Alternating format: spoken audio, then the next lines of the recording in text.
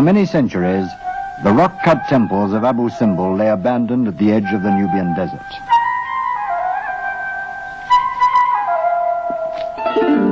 The great temple, long buried beneath the sand, was not discovered again until the year 1813 by the Swiss Orientalist Johann Ludwig Burckhardt.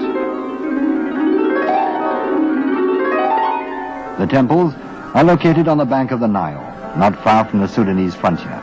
The smaller one is dedicated to the goddess Hathor, and its facade is adorned with figures over 30 feet high, portraying the pharaoh Ramesses II and his wife Nefertari.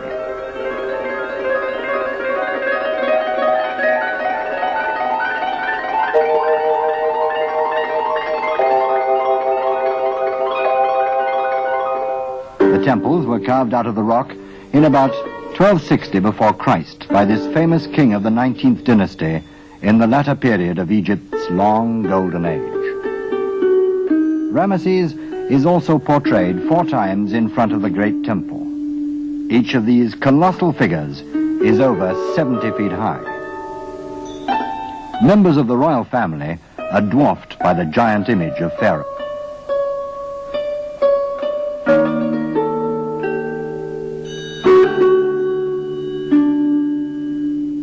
The reliefs on the outside walls show us something of the life of man 3,000 years ago. 2 deities of the Nile unite the lily and the papyrus to symbolize the union of the kingdoms of Upper and Lower Egypt.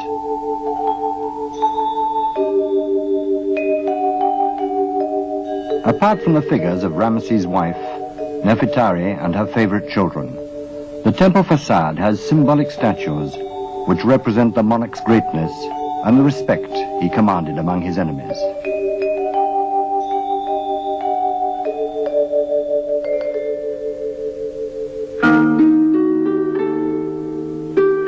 The inscriptions relate the exploits of his reign.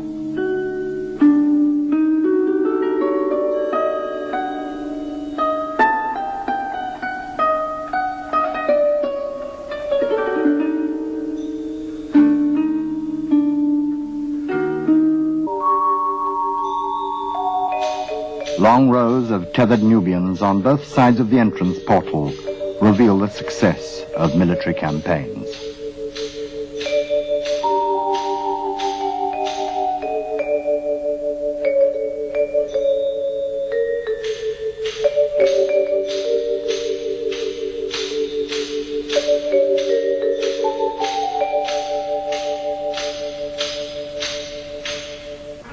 The great temple of Abu Simbel was designed to make dramatic use of sunlight, a supreme example of the astronomical knowledge of the ancient Egyptians and of the skill of their architects. Twice a year, in February and October, the sun's rays, shining through the narrow entranceway of the temple, through the giant pillared hall, 60 feet deep, penetrate to the inner sanctuary, which at other times is in darkness. The images of 3 gods, Amun, Ra-Harikti, and the pharaoh himself, are illuminated. Only the 4th deity, Ptah, god of the underworld, remains in the shadows. The figures in the pillared hall, each of them 25 feet high, also portray Pharaoh, but with the attributes of the god Osiris. Colored wall reliefs glorify the king's deeds. In the year 1285 BC, in Syria, Ramesses II proved himself a great warrior by conquering the Hittites who'd invaded his realm. These representations of the power and glory of the great pharaoh bear witness to the incomparable artistic skill of that age.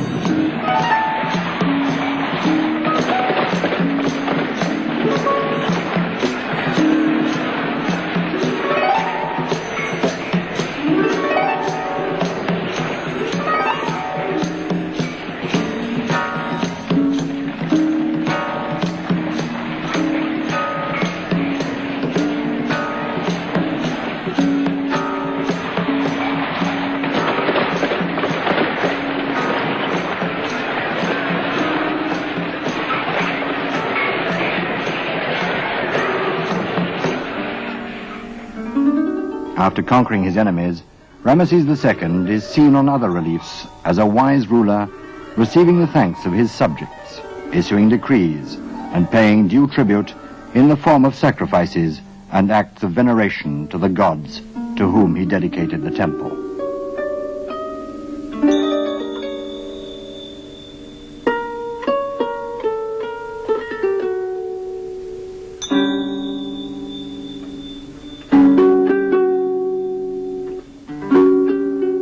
Today, more than 3,000 years later, the descendants of Pharaoh are confronted with problems which he would have had difficulty in understanding. The area in which this rapidly growing people can live and grow its food is limited to the narrow strip of fertile land on either bank of the Nile. Egypt's famous granary has now become too small. The construction of the Sad el Ali Dam meets a vital need of the people of the United Arab Republic. An enormous reservoir of the waters of the Nile will extend far south into the Sudan. It will be possible to irrigate much more land and greatly increase agricultural production. The vast new supply of electric power will help new industries to grow. Of course, the building of the dam has had its drawbacks. Hundreds of thousands of people had to be resettled. Irreplaceable monuments of the golden age of Nubia would have been destroyed if something had not been done at the last moment to salvage them. The threat to the monuments of Nubia alarmed the world. The United Arab Republic appealed to UNESCO for help. UNESCO launched an international campaign to save this heritage of the past, and more than 50 countries agreed to share the financial burden. A race against time and the rising waters began. Many ways of rescuing the Abu Simbel temples were suggested. The plan ultimately agreed upon is this: construction of a coffer dam to protect the temples from flooding while building work is in progress. The facade to be banked up with sand to protect the statues of Ramesses. Shoring of the interior of the temple with steel scaffolding.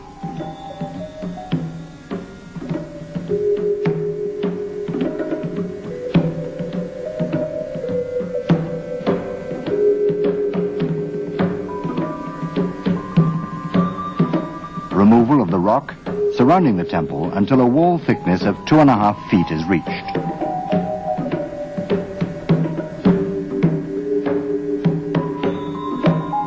Dismantling the temples in blocks of 20 to 30 tons and removal to a safe storage area.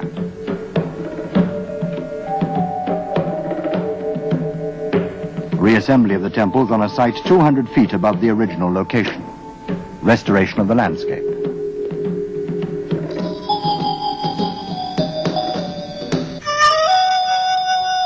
In November 1963, the joint venture Abu Simbel, an international group of building contractors from 5 countries, received the contract for the removal of the temples. The Abu Simbel project has been a difficult assignment. The climate and especially the remoteness of the site have made things more difficult. Aswan, the nearest town, is 175 miles downstream. There are no roads along which building materials, machines, and food supplies can be transported. Consignments from Europe take 5 months to arrive. From Cairo, one must count on a month or 2.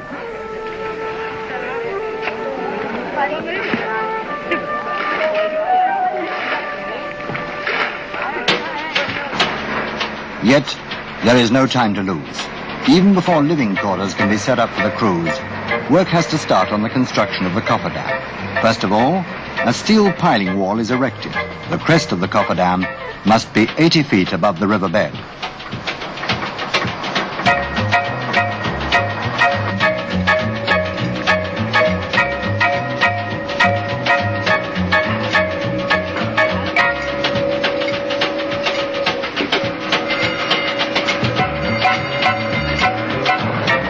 In the beginning of November 1964, a critical stage was reached in the race against time and water. Because of heavy rain in Ethiopia, the river rose to a level about 6.5 feet below the crest of the dam. Work was already in full swing on either side of the cofferdam. Before dismantling of the rock figures could begin, the statues, as well as the entire facade, had to be covered with fine sand as a protection against falling stone. At the more sensitive spots, it is applied by hand. Excavation work with special machines starts from the top on the rock plateau that has been prepared. A guard over the facade prevents large rock fragments from striking the layer of sand. The rock material, removed from above the temples, is used for the construction of the dam. At the end of February 1965, the bulkhead is completed, and the facade of the temple is once again concealed beneath the sand as it was before its discovery. The inside can now be reached only through a steel pipe.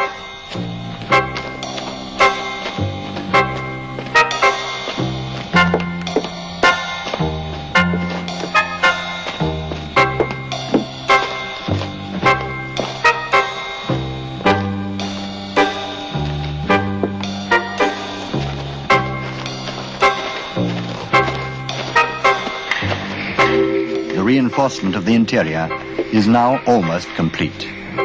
240 tons of steel sections were needed for the shoring work.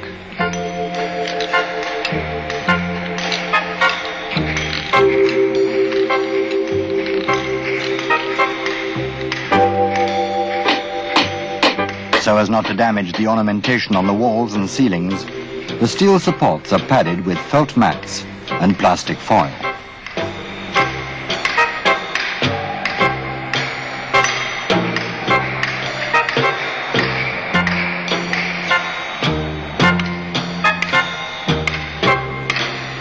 All steel supports are numbered for reassembly of the temples in the same sequence. The really critical work starts with the removal of the rock above the temples.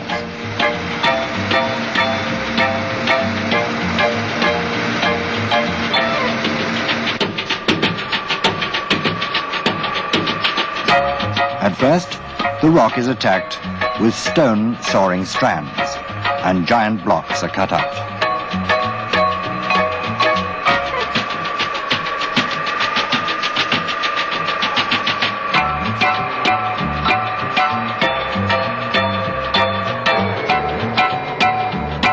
Jib saws are brought into use.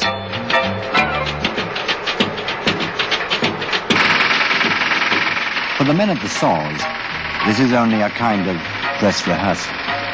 So long as they are cutting only the wall of rock around the temple, fine precision is not yet required, and they can work with broader cuts.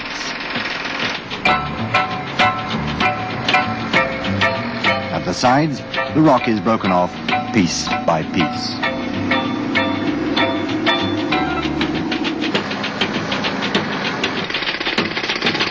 Pneumatic drills can be used only on the outer sections.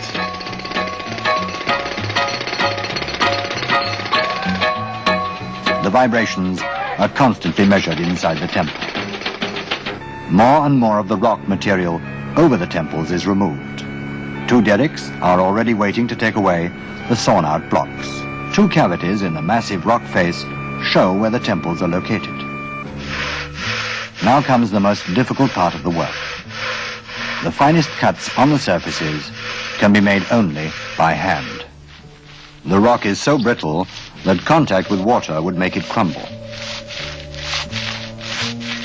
Each individual block must be carefully marked so that it can easily be assigned its right position when the monument is re-erected. There are 1,047 temple blocks and 7,700 blocks of other rock with an average weight of between 20 and 30 tons each.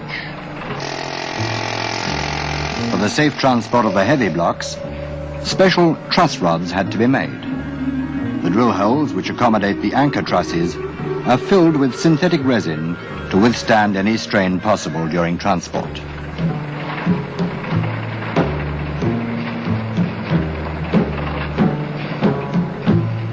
The largest and heaviest blocks were those from the heads of Pharaoh's statues.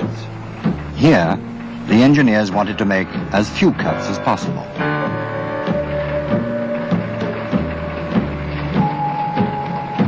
Before soaring starts, the cutting surfaces are protected with plastic foil.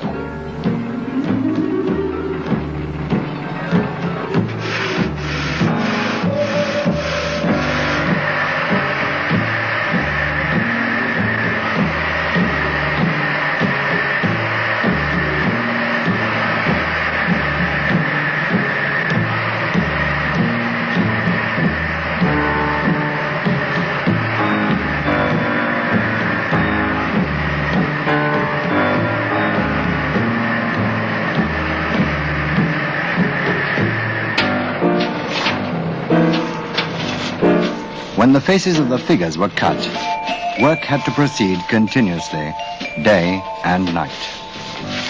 If there'd been any interruption in the soaring, the soft rock, interspersed with hard seams, might have crumbled due to changes in tension.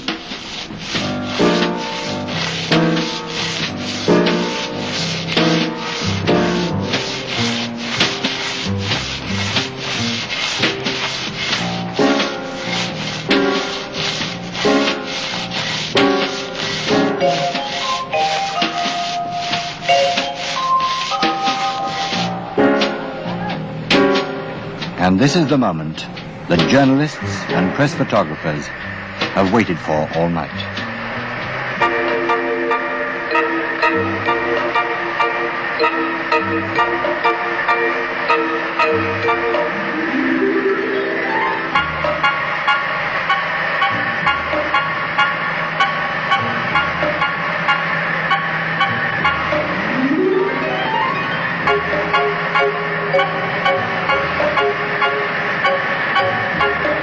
King Ramesses gives one last majestic look at the bare facade before the special low-load transport vehicle carries him to the storage place.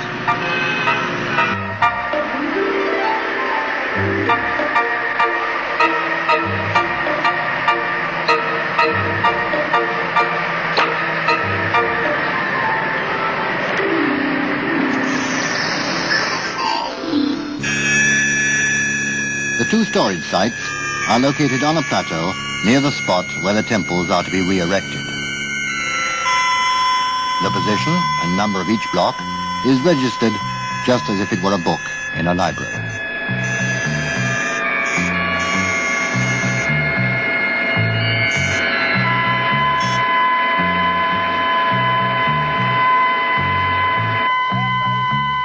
From his temporary resting place, the great pharaoh can look out on the round roofs of the houses built for 1,000 workers.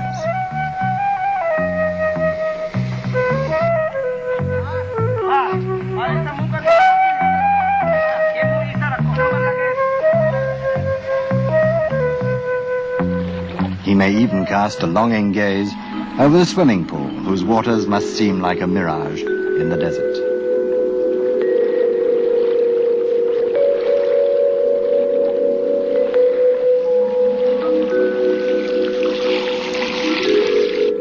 The Nile has now risen above the base of the original site, but the cofferdam has stood the test.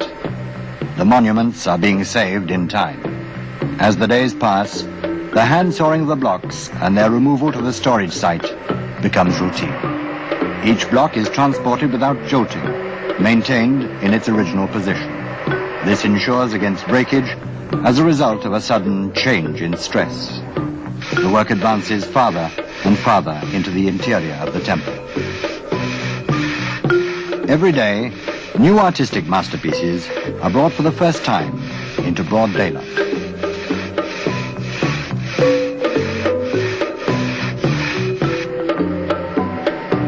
The divine pharaoh seems somewhat fearful as he looks out on this new technological age, an age which saves him from crumbling with the help of injections of synthetic resins.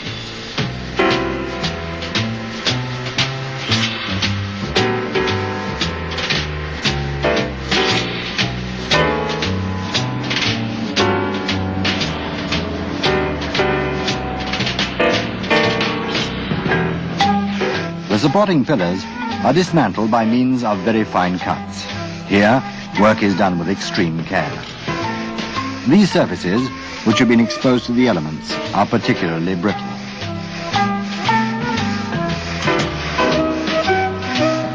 Now, even if the water were to overflow the cofferdam ahead of schedule, the most it could do would be to cover the leg stumps of Pharaoh.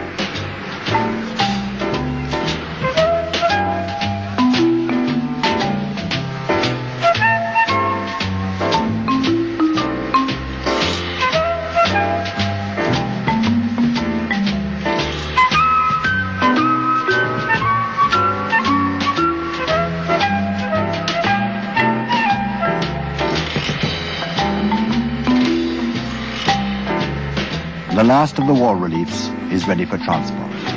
By coincidence, it bears the motto under which the salvage project is being carried out, the union of the Upper and Lower Nile as the symbol of wealth and fertility. While the dismantling work proceeds, preparations for re-erection are made on the plateau. Large-scale leveling operations have been completed. The axis has been precisely calculated to produce the same biannual miracle of sunlight. The reconstruction of the temple interior can begin. The same steel shoring sections which served for dismantling are used.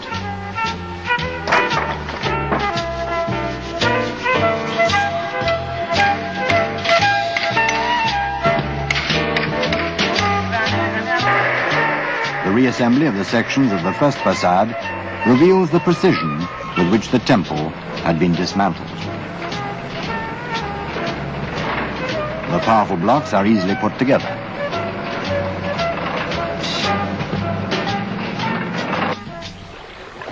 The original site has now been completely abandoned. The Nile covers it at last.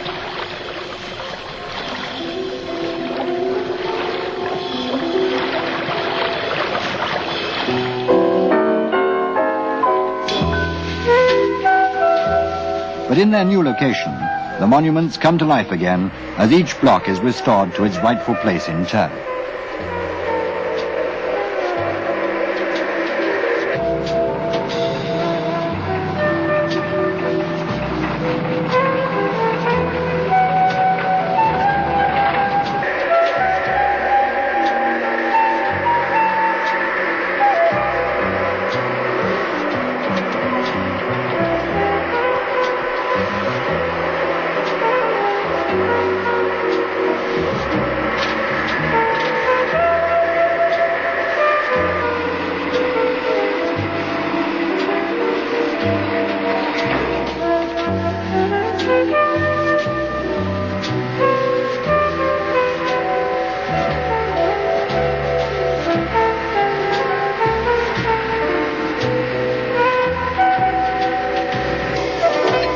The final phase of reconstructing the 22-meter-high statues begins.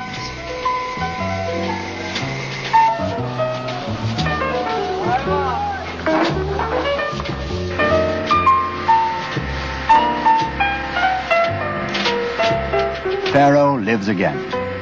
An exciting moment.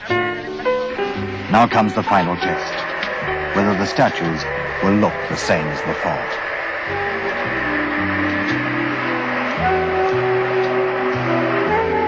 The great engineering achievement of relocating the stone temple is not the end of the work, however. The unique, rocky landscape around the temple must also be reconstructed according to the original. A 12,000 square meter area must be re-landscaped. Cement domes are first constructed above the temple locations for placing the stones. The dome above the large temple has a spread of over 60 meters.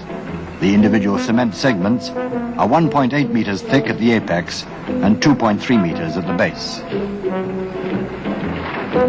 Some 10,000 cubic meters of cement are involved in this giant construction.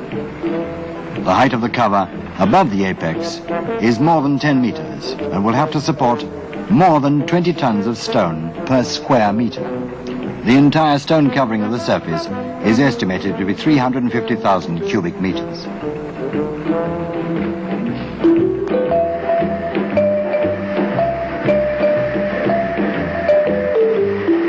The dome above the small temple has a spread of 25 meters, requiring more than 3,000 cubic meters of concrete.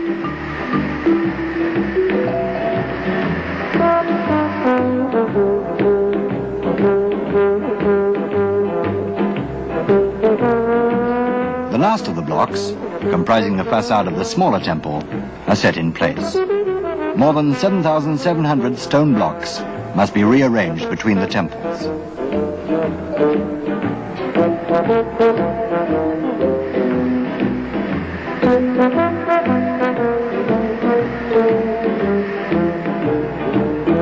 Now the finishing touches.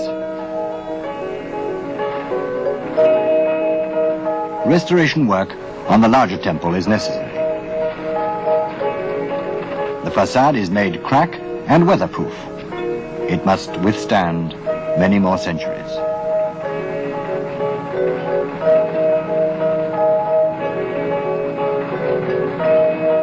When the seams have been closed, it will no longer be evident that the temple was once sawed into individual blocks.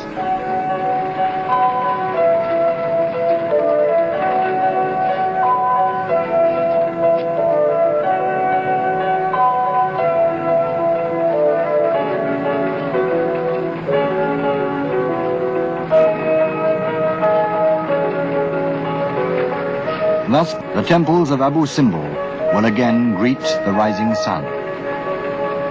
They will bear witness both to the supreme genius of an ancient civilization and to the miraculous skill of modern technology. They will also bear witness to the determination of the world as a whole to preserve the best of the past while building the future, and to apply international cooperation for the achievement of these great purposes.